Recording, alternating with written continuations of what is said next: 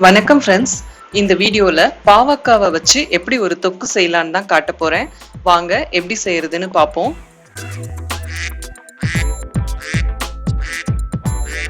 இதனோட பேரை சரியா உச்சரிக்கணும் அப்படின்னா பாகற்காய், பேச்சு வழக்கத்துல பாவக்காய்னு சொல்றோம்.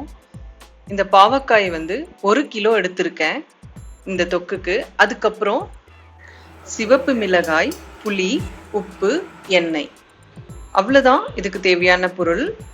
முதல்ல பாவக்காயை நல்லா சுத்தம் பண்ணிட்டு உள்ள இருக்க விதைகளை நீக்கிட்டு இந்த மாதிரி கட் பண்ணி எடுத்துக்கோங்க.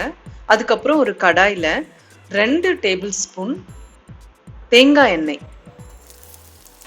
இந்த பாவக்காயை வதக்கிறதுக்கு தேங்காய் எண்ணெய் யூஸ் பண்ணோம் அப்படின்னா அதனுடைய கசப்பு தன்மையை கொஞ்சம் குறைக்கும். தேங்காய் எண்ணெய் விட்டு பாவக்காவை நல்லா வதக்கி எடுத்துக்கலாம். இது வதங்கிறதுக்கு பார்த்தீங்கன்னா குறைஞ்சது ஒரு 5 நிமிஷம் தேவைப்படும். இதை கைவிடாம கிளறிட்டே இருந்தோம் அப்படின்னா எல்லா இடமும் சமமா வதங்கிடும். இப்போ இது நல்லா வதங்கிடுச்சு. இதை ஒரு தட்டுல போட்டு சூடு ஆத்திக்கலாம். இப்போ இதை தட்டுல போட்டாச்சு. இந்த சூட்லயே நம்ம இதுக்கு தேவையான புளியை சேர்த்துக்கலாம். 2 எலுமிச்சம்பழம் அளவுக்கு புளி எடுத்திருக்கேன்.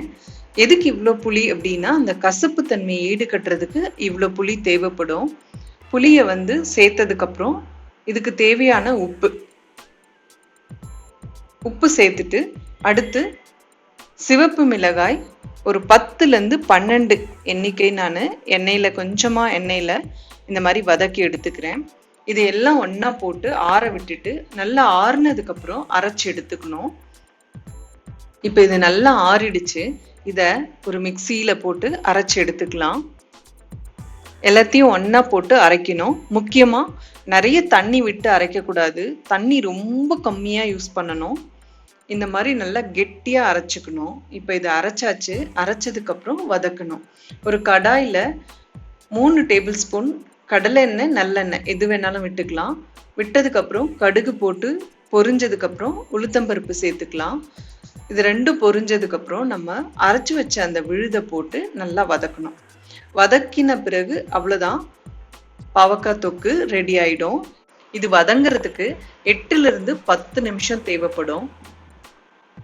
அரைச்ச எல்லாத்தையும் போட்டு நம்ம கைவிடாம கிளறிட்டே இருந்தோம் அப்படின்னா எல்லா இடமும் சமமா வெந்து போகும். இந்த பாவக்காய் தொக்கு பார்த்தீங்கன்னா சாதத்தோட பிசைஞ்சு சாப்பிட்றதுக்கு ரொம்பவே நல்லா இருக்கும். அதே சமயம் ஊறுகாய் மாதிரியும் நம்ம தயிர் சாதம், மோர் சாதம், பரோட்டா, தோசைக்கெல்லாம் கூட தொட்டுக்கலாம். ரொம்ப ரொம்ப டேஸ்டா இருக்கும். பாவக்காவே பிடிக்காதுன்றவங்க கூட இந்த தொக்கை விரும்பி சாப்பிடுவாங்க. அவ்வளோ ஒரு டேஸ்டா இருக்கும். கசப்பு தன்மையே நமக்கு தெரியாது. எப்பவும் தேங்காய் எண்ணெயை யூஸ் பண்ணி பாவக்காவை வதக்கினா அதனோட கசப்பு தன்மையை தேங்காய் எண்ணெய் குறைச்சிடும். இப்போ இந்த பாவக்காய் தொக்கு நல்லா ரெடி ஆயிடுச்சு. நல்லா அல்வா பதத்துக்கு வந்துருச்சு. இந்த மாதிரி நல்லா வதக்கி வச்சோம் அப்படின்னா 1 மாசம் வரைக்கும் கெடாம நல்லா இருக்கும். இப்போ இது ரெடி ஆயிடுச்சு. இந்த ஸ்டேஜ்ல நம்ம கேஸ் ஆஃப் பண்ணிடலாம்.